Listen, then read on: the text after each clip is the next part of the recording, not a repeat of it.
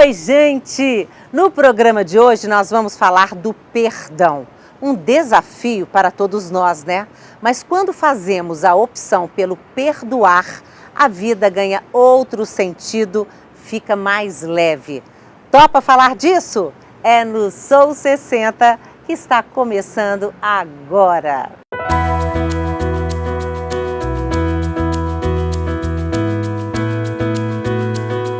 Da imprensa, só a nossa equipe jovem.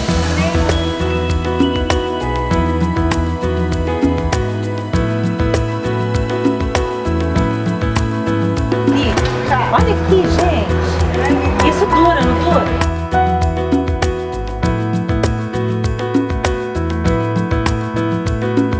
Eu chamo Dalva Rezende, 70 anos de idade já, não sou 60 mais, eu sou 70. E técnica de enfermagem, com 37 anos de hospital, trabalhando no hospital, né? E muito feliz. Ah, feliz com a idade. Feliz com a idade, com tudo que está acontecendo na minha vida. Há 11 anos pra cá, tem muita felicidade. Por que 11 anos pra cá? Foi depois que meu casamento acabou. Você descobriu que estava sendo traída pelo seu marido? Isso, 25 anos de casado, um casamento maravilhoso, né? Eu fui 100% feliz no meu casamento, Roberto. Enquanto durou? Meu casamento foi lindo, mas enquanto durou. O que aconteceu na sua vida que você cresceu carregando uma mágoa muito grande e precisou de trabalhar o perdão e o auto-perdão? A minha infância foi muito sofrida. Eu senti momentos de solidão, rejeição, falta de amor. Fui muito criticada por parte de mãe, humilhada e cresci sem nenhuma autoestima. Porque enquanto você não conseguiu perdoar sua mãe, como é que você se sentia? Eu me sentia um peso nas costas, carregando muitas forças negativas. Todo o meu espaço interior estava ocupado por essas forças que impediam o amor, a vida e a aproximação com os semelhantes. Perdoar é um desafio, né, Muito Dalva? grande. Como é que você lidou com isso? Como é que foi esse processo? Eu fiz por causa do nosso filho, né? Eu pensei muito nele, pensei no Cassiano, Eu falei, eu vou pedir para voltar.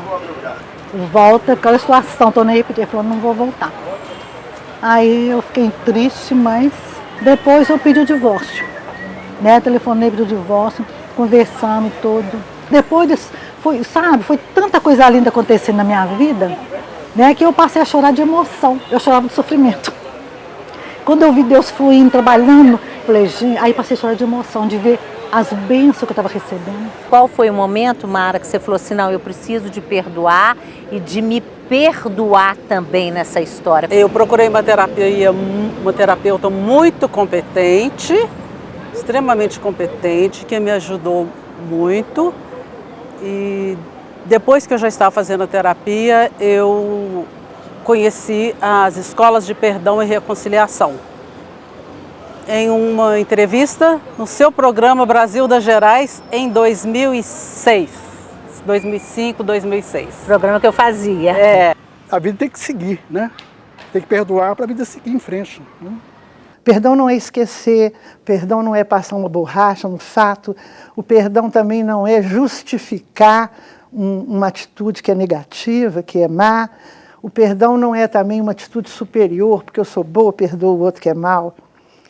O perdão é exatamente uma cura da memória, você poder assimilar o fato sem mágoa. Andrei, o que é o perdão? Na prática, é quando a pessoa tira das costas o peso da dor que ela carrega por algo que foi vivenciado. A perdão é uma libertação pessoal de algo que aprisiona o indivíduo, porque a mágoa ela é como se fosse um veneno que o indivíduo bebe desejando que o outro morra. Para falar a verdade, eu não perdoo ninguém, que eu não tenho mágoa de ninguém. Não tenho mágoa de ninguém, graças a Deus. O perdão é um milagre que a gente pode realizar dentro da gente mesmo. Milagre de libertação. Toda agressão dá na gente um trauma, é um dano na memória. Então é como se no coração se abrisse uma ferida que sangra. Sangra de mágoa, de raiva, de rancor, de desejo de vingança. E quando eu falo coração, eu não estou querendo ser romântica, não. Nós, os ocidentais, é que separamos coração, sentimentalismo, e razão e memória.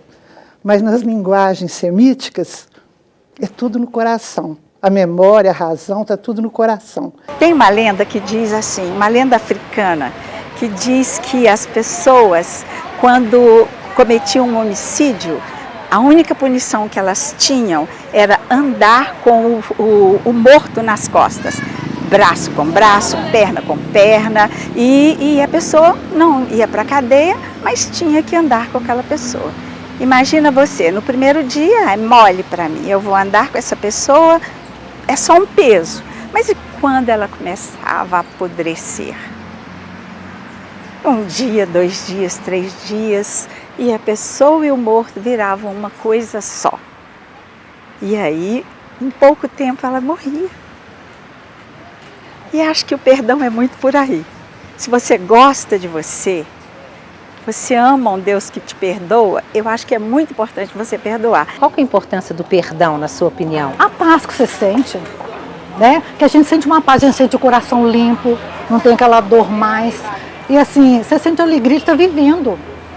Verdade. E outra coisa, quando você vê Deus, igual no meu caso, é só bênção na minha vida. Então, é claro... O que está acontecendo? Tanta bênção na sua vida? Ai, mas assim? porque eu sou feliz, ai.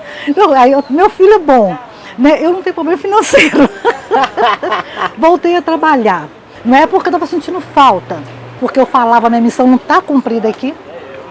Minha missão não está cumprida. Eu era para os pacientes ruimzinho lá, estou cuidando dessa. Minha missão não está cumprida. O auto-perdão é condição sine qua non para você perdoar os outros.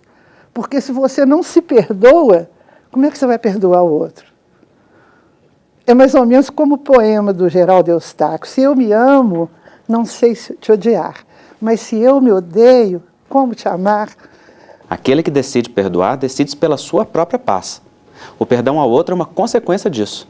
É um movimento que faz uma ponte afetiva, que aproxima novamente corações quando isso é possível, mas inicialmente o movimento do perdão é uma liberação daquele peso do sofrimento que se carrega em virtude de algo. Até comparo a nossa mente como um jardim.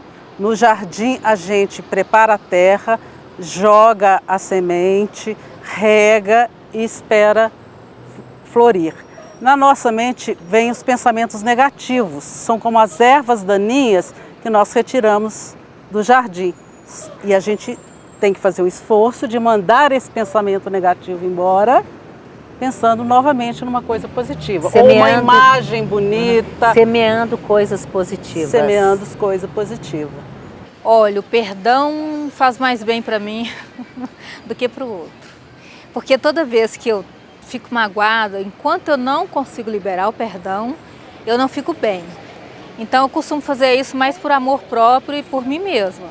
A gente se depara, por exemplo, com um número significativo de idosos que, por alguma desilusão ou por alguma, vamos dizer, rota fora do plano do que se imaginou ter na vida, encontram-se absolutamente ressentidos, né?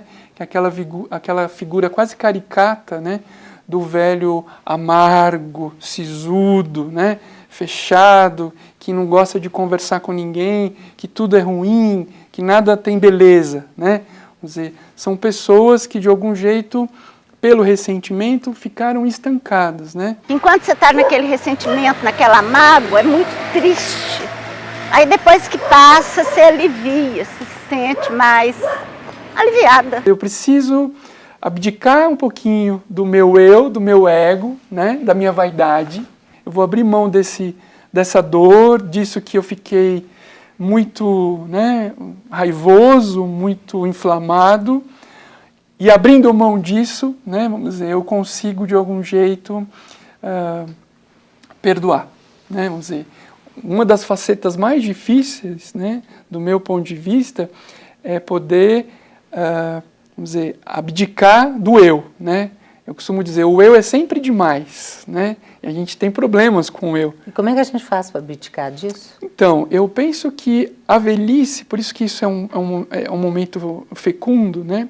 Porque eu acho que quando a gente é mais jovem, isso é mais difícil, né? A velhice, ela é uma resposta, de algum jeito, à vida que se viveu, ou à vida que não se viveu. Então, aí que eu acho que o balanço existencial ele é fundamental. Sem perdão não há futuro. porque o futuro está comprometido. Você fica residindo no passado. E olha, gente, principalmente na maturidade, o passado não é residência, o passado é referência. E para ser só uma referência, você tem que perdoar seu passado. O primeiro processo é encarar verdadeiramente o que se sente. Tem muita gente que pensa que basta esquecer. E aí vai deixando aquilo ficar armazenado. Eu me lembro de um companheiro que chegou na casa da sua sogra, uma senhora octogenária, e ela estava chorando. E ele então perguntou para ela o que aconteceu, e ela disse, foi o fulano que me fez isso, isso, isso. Fulano, é claro, era o marido. O fulano fez isso com a senhora. E ela disse, fez, meu filho, e não se assuste, mas isso foi há 28 anos atrás. Significa que ela tinha armazenado aquilo estava guardado dentro dela, e no momento da vida, ali na terceira idade, quando ela se permitiu olhar para aquele conteúdo, para o seu sentido e significado, aquilo aflorou. Para chegar à compaixão, eu fiz o exercício de visualização, que é criar uma imagem mental daquilo que se quer, como se realmente estivesse acontecendo. Então, eu visualizei minha mãe como uma criança assustada de 5 ou 6 anos, procurando amor sem saber onde achá-lo. E aí eu, adulta, estendo os braços, abracei minha mãe, dizendo a ela que ela sempre poderia contar comigo e que eu estaria sempre presente. Aí eu fiz com que ela ficasse bem pequenininha, de um tamanho que coubesse no meu coração, para colocar junto da minha criança interior, de tal maneira que eu pudesse dar muito amor a ela e ela a mim. Eu me lembro, por exemplo, de uma pessoa, filha de um casal que teve 21 filhos, e que queixava que os pais não tinham dado o afeto adequado e necessário. Ora, na hora que a pessoa se colocou no lugar dos pais, então ela percebeu que se esses pais conseguissem trocar fralda alimentar e lutar pela vida todo santo dia por essas crianças, eles já estavam sendo heróicos. Não havia uma disponibilidade maior para dar aquilo que aquela expectativa infantil esperava dos pais. Então essa reinterpretação, ela muda os fatos, ela muda o olhar. A reconciliação começa aqui. Reconciliação, senhor? Sim, reconciliação, Jason. Camarada presidente, há pouco tempo esses caras tentavam nos matar. De repente até aqueles na minha sala tentaram matar e às vezes conseguiram. É, eu sei. O perdão começa aqui também. O perdão liberta a alma. Ele afugenta o medo. Por isso é uma arma tão poderosa.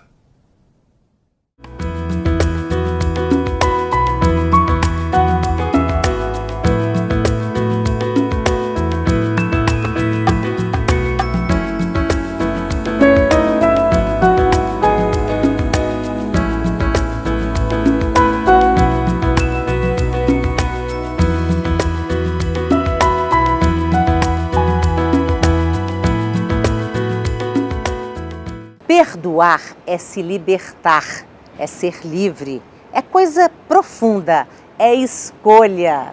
O perdão e essa relação de vítima-algoz ainda é um jogo de poder. Quando a gente fica se sentindo vítima, a gente fica se sentindo empoderado sobre o outro. E então com direito de cobrar. E o outro fica diminuído e humilhado. Então o ato de pedir perdão e perdoar, ele acaba sendo um ato de arrogância. Há uma outra experiência que é a que nós consideramos verdadeiramente o perdão, que é muito mais profunda. É quando nós olhamos para o outro e temos a coragem de dizer, eu sinto muito. Eu sinto muito significa, eu agora posso sentir aquilo que é a minha responsabilidade, aquilo que eu fiz, aquilo que são os efeitos do que eu fiz. Não depende de você me perdoar ou não. Nenhum de nós é só vítima ou é só algoz. Cada um de nós ocupa vários papéis na vida e na existência. E dar ao outro o direito de reparar, o direito de compensar algo que foi vivido, é devolver ao outro dignidade. É muito mais profundo do que dizer ao outro, não, não foi nada. Não, foi sim. A pessoa já te fez o mal.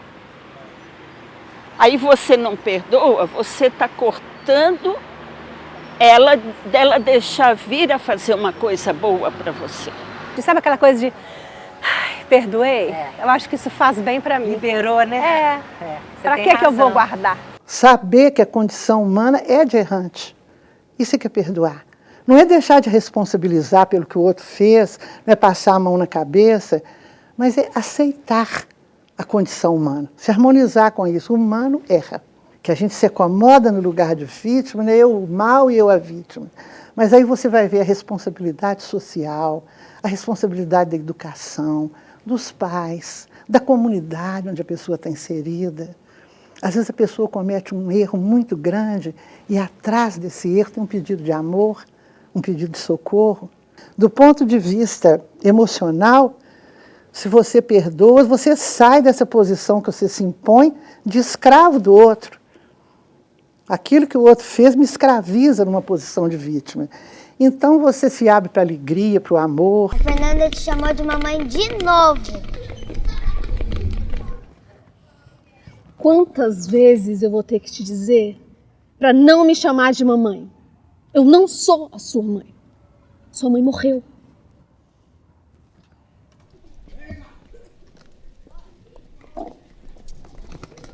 Aí eu procurei analisar a infância da minha mãe para compreender melhor. E procurei me informar sobre os acontecimentos que a marcaram. E analisando essa infância, eu fiquei pensando quais seriam os sentimentos dela, quais seriam os medos, as angústias, as tristezas. A partir daí eu pude me colocar no lugar dela e por trás do comportamento dela comigo para sentir o sentimento dela. Isso é a empatia, que é um módulo do perdão. Que é você se colocar no lugar do outro, né? Mas é mais do que simplesmente se colocar, é sentir o sentimento do outro naquele momento que ele estava ofendendo a gente. Me passa, por favor, o seu prato, vou colocar pra minha princesa. Toma bastante carninha pra ficar bem inteligente. Aqui, meu amor. E Silas, mulher, era desse arroz, né? Depois são... Aí, tá vendo essa menina de novo, Silas? Pelo amor de Deus, eu não acredito nisso. Porque a todo momento alguém faz alguma coisa com a gente, então, para viver melhor, eu decidi perdoar o tempo todo. Eu me vi assim numa situação de dor, por ressentimento. Aí eu falei, não adianta mais ficar sofrendo por isso, é melhor perdoar. E aí eu decidi perdoar o tempo todo. E foi fácil? Como é que foi? Não. Foi assim, com muita lágrima. Muito difícil. Perdoar não é fácil. É uma escolha. É uma escolha. Perdão não é uma varinha mágica, agora eu vou perdoar. Perdão é um processo. E não é um processo fácil, é um processo difícil.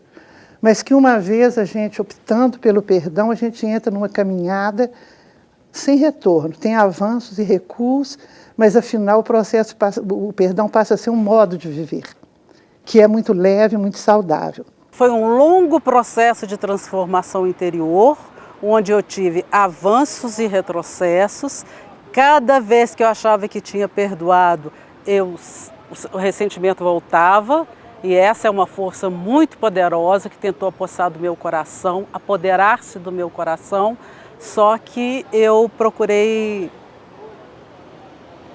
aceitei esse processo de retrocesso como natural. Eu me lembro de uma senhora, né? Essa senhora, ela chegou para o serviço, né? Muito abatida. Ela tinha sido encaminhada por um geriatra, porque ela já não respondia mais aos antidepressivos. E logo de início ela me dizia assim, eu não sei o que é amor de mãe, ela me dizia, né? Eu passei a vida toda sem saber o que é amor de mãe. E aí eu, né, na conversa, na primeira consulta, íamos avançando, e ela me dizia assim, eu quando nasci, eu nasci num lugar do interior, né? Na época era uma fazenda, meu pai era um fazendeiro, e aquela ideia de que naquela época era importante a mãe dar um filho homem para o pai. E ela era a sexta tentativa da mãe em dar um filho homem para o pai, né? Quando a mãe vê que é de novo uma menina, ela rejeita e o que a mãe faz? Deposita ela num formigueiro. Né? E, vamos dizer, que jeito mais violento, né, vamos dizer, de poder receber alguém na vida. Né? Depois de um longo período onde ela pôde ressentidamente esbravejar, né, chorar, por todo o repúdio que ela tinha pela mãe, pelo que a mãe tinha feito ela viver, ela começa então a ter sonhos em que a mãe começa a se aproximar, né, ao ponto dela ter num dos sonhos um encontro muito significativo com a mãe dela, né, e aí nesse momento então ela ela se dá conta de que ela já tinha perdoado, né? E que naquele momento a vida dela, uma série de coisas já estavam mudando, né? Sobretudo a postura dela, né? Vamos dizer, o humor dela, o sentido da vida dela já tinha alcançado um outro lugar. Você tem que perdoar para abrir espaço para coisas novas acontecerem na sua vida. Ela começou, olha só que curioso, né? Ela por conta própria, quis ser voluntária num hospital de crianças com problemas defeituosos, né? Quer dizer, com defeitos no corpo, né? E ela curtia muito esse trabalho, né? Ela já estava podendo ficar velha, né? Quer dizer, dar a contribuição. Quando eu era criança, minha mãe ia para a missa com uma amiga e as pessoas no interior eram assim, muito velhas, né? Aparentemente, as senhoras, devia ter uns 50 anos. Ela falava assim, essa mágoa eu vou levar para o túmulo. Então eu ficava muito horrorizada, como é que será levar a mágoa para o túmulo? Agora hoje, quando eu lembro, eu fico mais horrorizada ainda, porque eu falo, meu Deus, com tanta coisa boa para a gente levar, né? Amor, amizade, as coisas boas, você vai ficar cultivando mágoa para levar para o túmulo. Se a gente for, né, pegar a Mara de antes, aquela Mara, né, carregava o peso nas costas, você me disse, né, e hoje, né, qual a diferença que você faz? Como eu escolhi o perdão, e a essa altura eu acredito realmente que eu perdoei, e escolhi o perdão, eu me livrei de um fardo que é de se permanecer como vítima para sempre e me libertei para apreciar a minha vida. Porque, na verdade, anteriormente eu nem entendi o sentido da vida. Todos nós temos a nossa parte que é cheia e a nossa parte que é vazia. Se a gente foca naquilo que é vazio, naquilo que falta, naquilo que a gente não gosta, naquilo que é o defeito, naquilo que é ruim, então nenhum relacionamento pode ser suportável. Porque as idealizações vão ser muito grandes, as cobranças, as projeções, e não há como ter um relacionamento efetivo e afetivo desta maneira. Mas quando a gente olha para o que está cheio... O que é que está cheio, por exemplo? As conquistas, a beleza que há no outro, o esforço, a humanidade, os valores, as virtudes, aquilo que se construiu. Eu me lembro de uma senhora, por exemplo, que uma vez estava reclamando que o marido a traiu e ela então estava 10 anos infeliz, fruto daquela traição. E eu perguntei para ela, e quanto tempo vocês viveram juntos? Ela disse, vivemos juntos 15 anos. E tem algum fruto desses 15 anos? Tem sim, tem 3 belos filhos. E eles são sua alegria? São.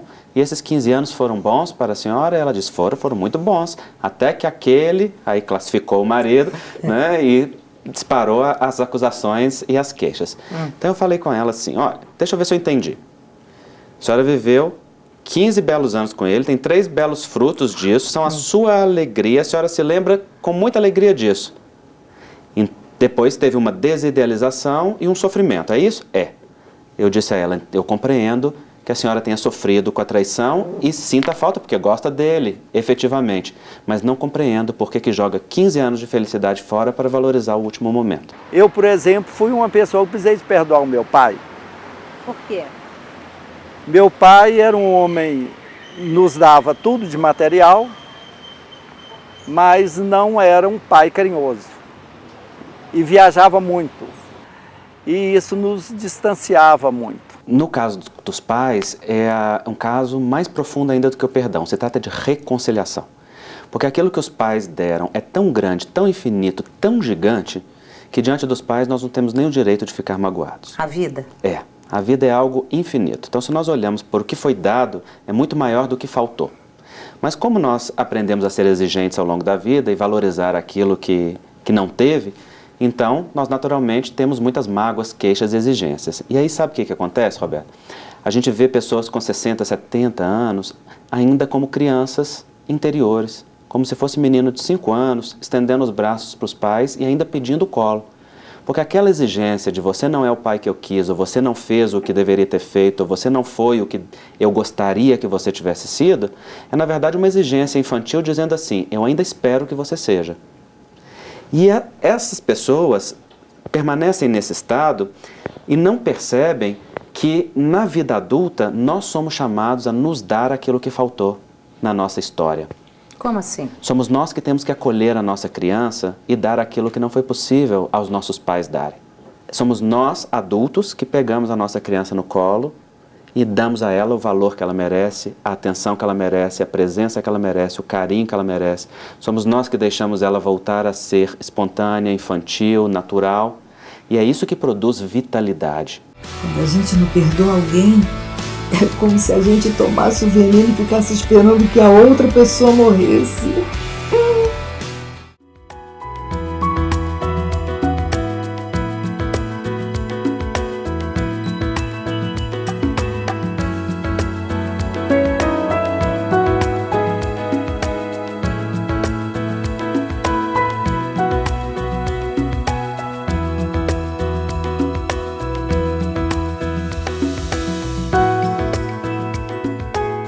E nós ficamos por aqui. O Sou 60 vai ao ar 3 vezes por semana. Domingo, 9h30 da manhã, quarta-feira, 12h30 e sábado, às 8 da noite. Até a próxima e cuida de você, porque você merece.